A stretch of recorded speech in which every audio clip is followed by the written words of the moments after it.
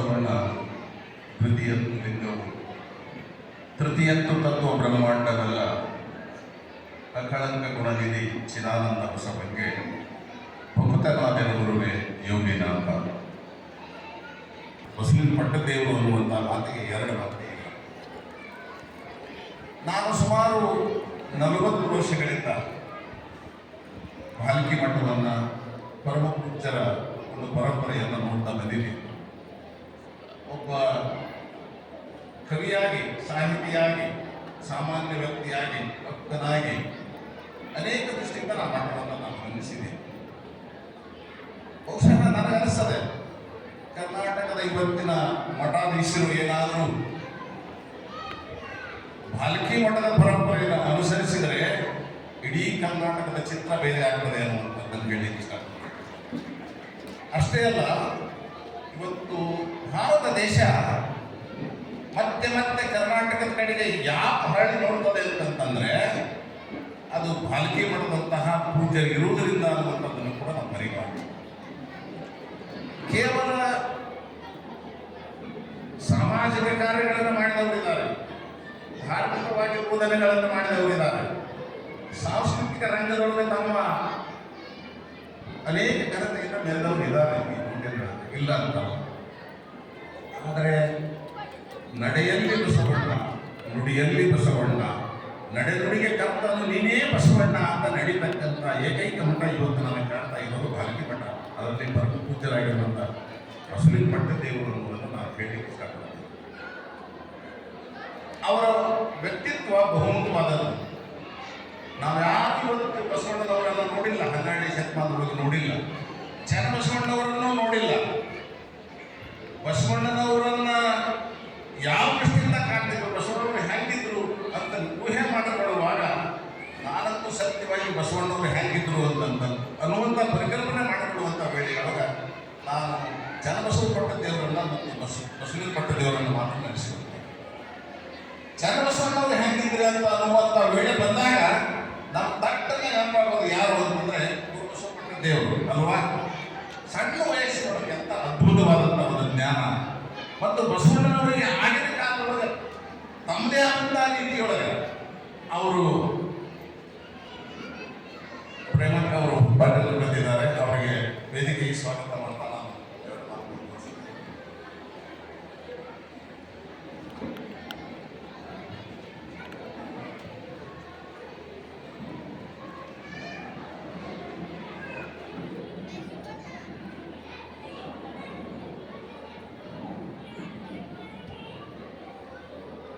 ಈಗಾಗಲೇ ಟೈಮ್ ನನಗೆ 15 ನಿಮಿಷ ಕೊಟ್ಟಿದ್ದಾರೆ, ಹೆಚ್ಚಿಗೆ ಮಾತಾಡೋದಿಲ್ಲ.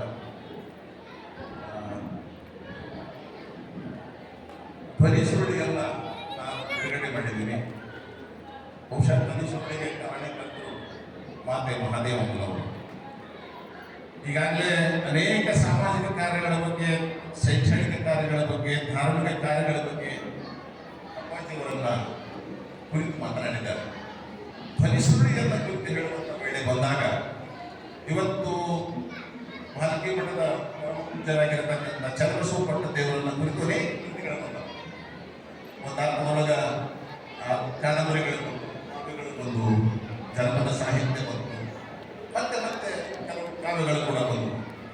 ಆದರೆ ಅವರಿಗಿಂತ ಹೆಚ್ಚಾಗಿ, ಚನ್ನಬಸವ ಪಟ್ಟದೇವರಿಗಿಂತ ಹೆಚ್ಚಾಗಿ ಅಂದರೆ ಗುರು ಮುಟ್ಟಿದ, ಈಗ ಬತ್ತಿ ಮುಟ್ಟಿದ ಜ್ಯೋತಿ ಬತ್ತಿಯಾಗಿ ಬೆಳಗ್ತದೆ ಅಂತ ನಾವೇನು ಹೇಳ್ತೀರಲ್ಲ, ಹಂಗೆ ಬಸವಲಿಂಗ ಪಟ್ಟದೇವರನ್ನ ಕುರಿತು ಈ ಬಹಳಷ್ಟು ಕೃತಿಗಳಿವತ್ತು ಮೂಡಿ ಬಂದಿವೆ.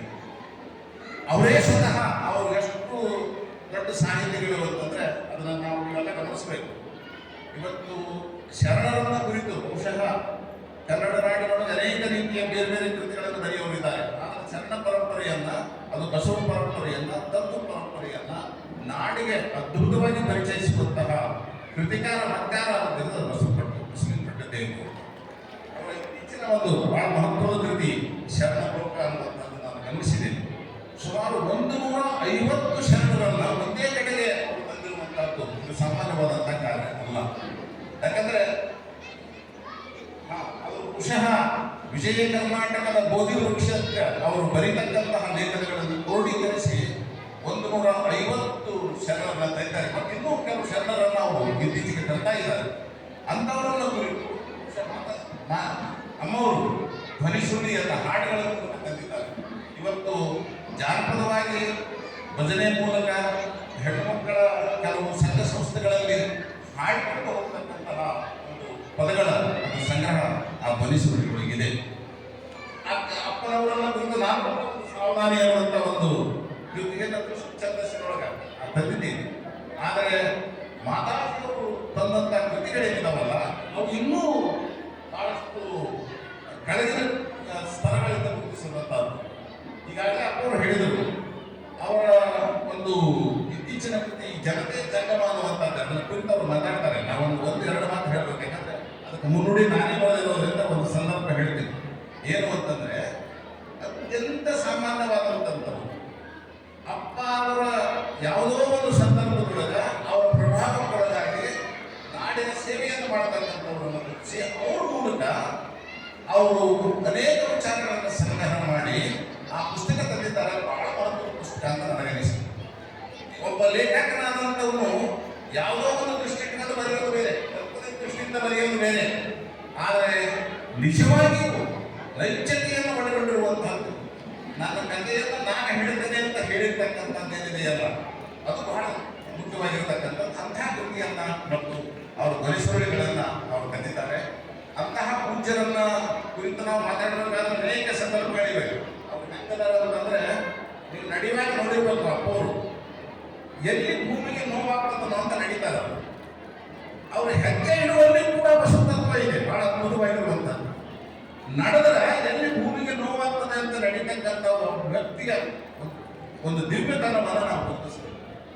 ಅವರು ಈ ನಾಡಿನೊಳಗೆ ಬಹುಶಃ ನಾನು ಹೇಳಲಿಕ್ಕೆ ಇಷ್ಟಪಡ್ತೇನೆ, ಚಂದ್ರಬಸವ ಪಂಡಿತದೇವರು ಹಚ್ಚಿಟ್ಟಂಥ ಅದ್ಭುತವಾದಂಥ ಅನುಗಾಣದ ದೀಪ, ಅನುಗಾಣದ ನಂದಾ ದೀಪ. ಅವರು ನಡೀತಾರೆ ಅಂತಂದ್ರೆ ಅಲ್ಲಿ ಬಸವ ತತ್ವದ ಕುಸುಮ ಆಗುತ್ತದೆ, ಪರಿಮಳ ಬೀರುತ್ತದೆ. ಅವರ ನುಡಿಯೊಳಗೆ ವಚನ ಇದೆ, ನಡೆಯೊಳಗೆ ಬಸವ ತತ್ವ ಇದೆ, ಬಸವಣ್ಣ ಇದ್ದಾರೆ.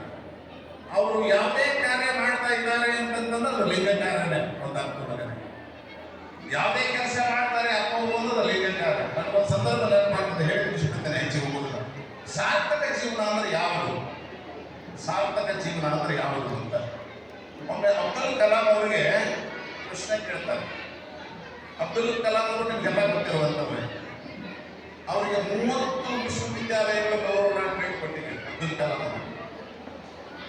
ಅವರಿಗೆ ಅವರು ಇಸ್ರೋದೊಳಗೆ DRDO ತಂತ್ರಜ್ಞಾನವಾಗಿದ್ದು, ಅದು ವೈಜ್ಞಾನಿಕ ತಂತ್ರಜ್ಞಾನಿ, ಮಹಾಜ್ಞಾನ ತಂತ್ರಜ್ಞಾನಿ ಅಂತ. ಆಮೇಲೆ ನಿಮಗೆಲ್ಲ ಗೊತ್ತಿರುವಂತೆ ಭಾರತದ ರಾಷ್ಟ್ರಪತಿ ಆಗಿದೆ. ಅವ್ರಿಗೆ ಪ್ರಶ್ನೆ ಕೇಳಿದ್ರು, ಏನು ಅಂತಂದ್ರೆ ನಿಮ್ಮ ಸಾರ್ಥಕ ಜೀವನ ಅಂತ ಯಾವ ಅನಿಸ್ತು ನಿಮ್ಗೆ?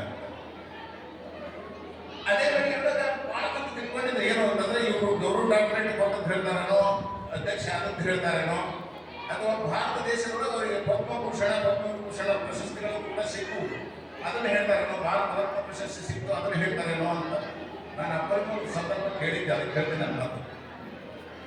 ಆವಾಗ ಅಬ್ದುಲ್ ಕಲಾಂ ಒಂದು ಮಾತು ಹೇಳ್ತಾರೆ, ಏನು ಅಂತಂದ್ರೆ, ನಾನು ಒಮ್ಮೆ ಹೈದರಾಬಾದ್ನ ನಿಜಾಮ್ ಆಸ್ಪತ್ರೆಗೆ ಹೋಗಿದ್ದೆ. ಅಲ್ಲಿ ಪೋಲಿಯೋ ಪೀಡಿತ ಮಕ್ಕಳು ಇದ್ರು.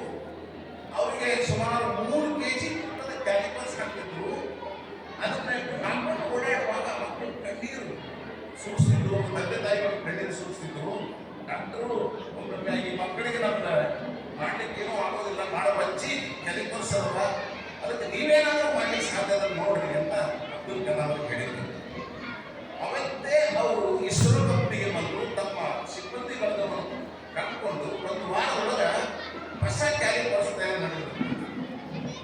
ಆ ಕ್ಯಾಲಿಪರ್ಸ್ ಎಷ್ಟು ತೂಕತ್ತು ಅಂದ್ರೆ ಕೇವಲ 300 ಗ್ರಾಮ್, 3 kg ತೂಕದ ಕ್ಯಾಲಿಪರ್ಸ್ಗಿಂತ 300 ಗ್ರಾಮದ ಕ್ಯಾಲಿಪರ್ಸ್ ತಯಾರು ಮಾಡಿ ಹೊಡೋದು ನಾವು ಮಕ್ಕಳಿಗೆ ಹಾಕಿದ್ವಿ. ಆ ಮಕ್ಕಳು ಓಡಾಡಲಿಕ್ಕೆ ಹತ್ತಿದ್ರು. ಆ ಓಡಾಡೋದು ನೋಡಿದ್ರೆ ಅವ್ರ ತಂದೆ ತಾಯಿ ಕಣ್ಣೀರು ಬಂದು, ಡಾಕ್ಟರ್ ಕಣ್ಣೀರು ಬಂದು, ನನಗೂ ಕೂಡ ಅವ್ರು ನೋಡಿ ಕಣ್ಣೀರು ಬಂತು. ಅದು ನನಗೆ ಸಾರ್ಥಕ ಅಂತ ಅನಿಸ್ತು. ಇಷ್ಟೆಲ್ಲ ಮಾಡಿದರು ಅಪ್ಪಾಜಿಯವರು.